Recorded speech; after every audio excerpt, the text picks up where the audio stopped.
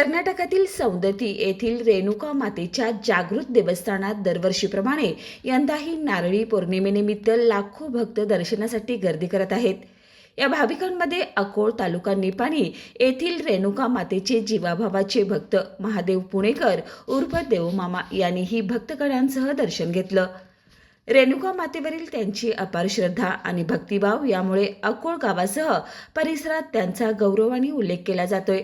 नारळी पौर्णिमेच्या शुभ मुहूर्तावर देवमामा यांनी स्वतःच्या पुढाकाराने लिंब नेसण्याचा सन्मान केला. या दर्शन यात्रेत देवमामा यांच्यासोबत बादशाह खलिफा, पश्चिम महाराष्ट्र पत्रकार संघटना अध्यक्ष विकास पुणेकर, शिवाजी पुणेकर, संदीप कुऱ्हाडे, नितीन माळी, सूरज गुरव, प्रल्हाद सव्वाशे, युवराज बाचनकर, रोहन घोटणे, महादेव नाईक, सिंधू भोसले, संजीवनी खोडे, प्रकाश पुणेकर, सुरेश सवासे, सुभाष देवकाते व संदीप वनाळे आदी भाविक उपस्थित होते.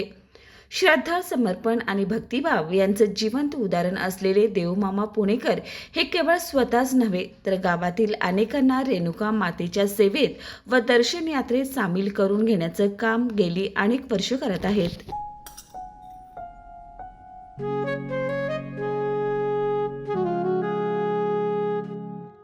बाबा, आज येताना बासुंदी घेऊन या ना.